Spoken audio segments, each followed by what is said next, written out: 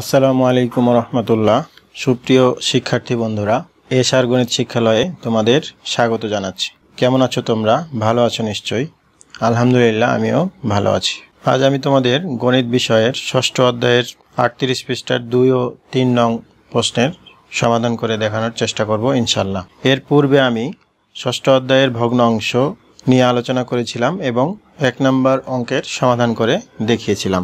এর পূর্বের ভিডিওতে আমি বলেছিলাম 38 পৃষ্ঠা যে সমস্যাগুলো আছে সেগুলো তোমরা চতুর্থ শ্রেণীতেই করে আসছো। এগুলো চতুর্থ শ্রেণীরই পুনরালোচনা। তো দেখো 2 নম্বরে আছে ছোট থেকে বড় ক্রমানুসারে সাজাই এবং প্রতীকের সাহায্যে প্রকাশ করি। তৃতীয় চতুর্থ শ্রেণীতেই তোমরা জেনে আসছো যে যেই ভগ্নাংশের হরগুলো সমান এবং লবগুলো অসমান, সেই ভগ্নাংশটা ওই ভগ্নাংশগুলোর মধ্যে যে ভগ্নাংশের লব সবচাইতে ছোট সেই ভগ্নাংশটির মান সবচেয়ে ছোট।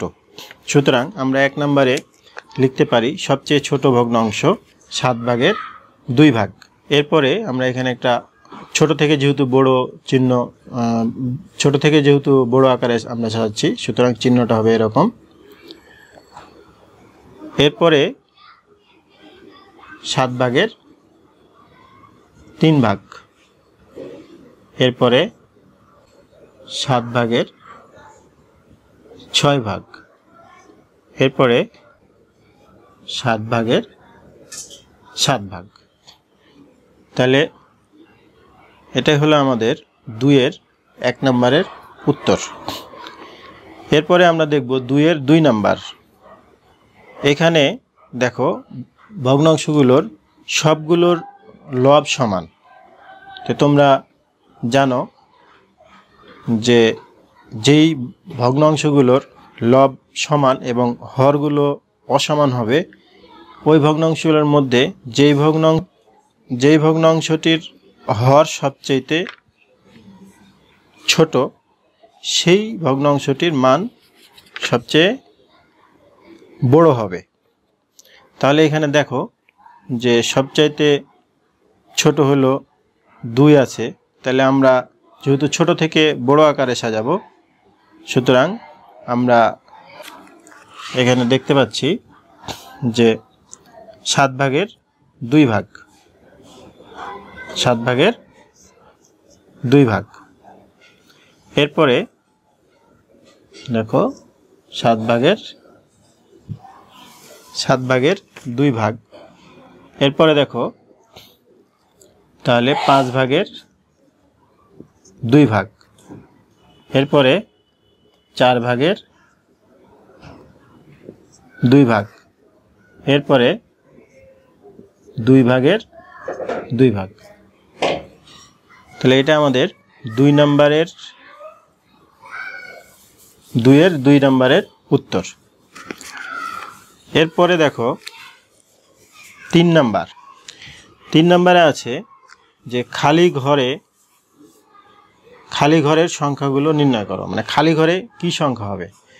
3-এর 1 নম্বরে দেখো এখানে আছে 3-এর 1 অংশ সমান, এখানে খালি ঘর নিচে হলো 6।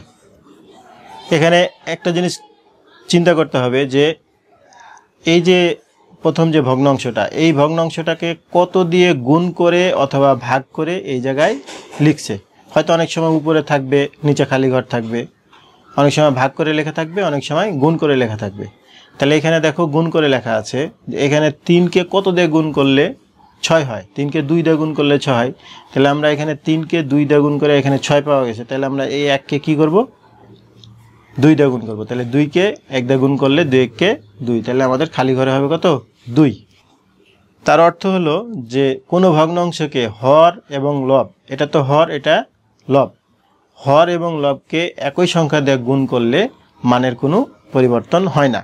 অথবা যদি হর এবং লবকে একই সংখ্যা দিয়ে ভাগ করা হয় তাও মানের কোনো পরিবর্তন হয় না। এরপরে দেখো 2 নম্বরে আছে উপরে 4 নিচে 5 সমান, নিচে আছে খালি ঘর, উপরে আছে 12। এটাও দেখো যে 4কে কত দিয়ে গুণ করে 12 হয়েছে। 4কে 3 দিয়ে গুণ করে 12 হয়েছে। তাহলে আমরা 5কে কি দিয়ে গুণ করব?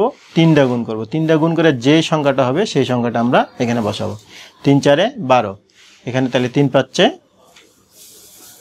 15। এরপরে 3 নাম্বার দেখো, যে উপরে আছে 3, নিচে আছে 6 সমান উপরে ফাঁকা ঘর এবং নিচে 2। এখানে দেখো এই 2কে 6কে কত দিয়ে ভাগ করে 2 হয়েছে? এখানে ভাগ করা হয়েছে 3 দিয়ে, 3 দুগুণে 6। তাহলে আমরা এটাকেও 3 দিয়ে ভাগ করব। তাহলে 3কে 3 দিয়ে ভাগ করলে কি হবে? 1। তাহলে এই ফাঁকা ঘরে হবে হলো 1। এরপরে দেখো 4 নম্বরে আছে উপরে 12 নিচে 54 সমান উপরে 2 নিচে ফাঁকা ঘর। এখন আমরা দেখব এই 12কে কত দিয়ে ভাগ করে 2 হয়েছে। তাহলে 12কে আমরা 6 দিয়ে ভাগ করলে কি হবে? 2। সুতরাং এটাকেও আমরা কি করব? 6 দিয়ে ভাগ করব। তাহলে 6 নং 54, এখানে হবে 9।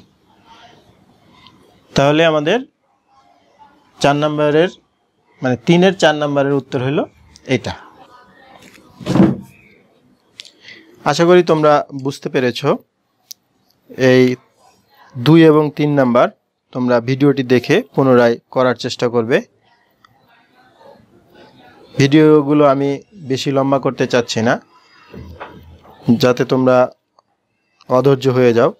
আমি অল্প অল্প করেই করে দেখাবো, তোমরা এগুলো ভিডিও দেখে দেখে অনুশীলন করলেই করতে পারবে। তো আজ এ পর্যন্তই, কথা হবে পরবর্তী ভিডিওতে। আল্লাহ হাফেজ।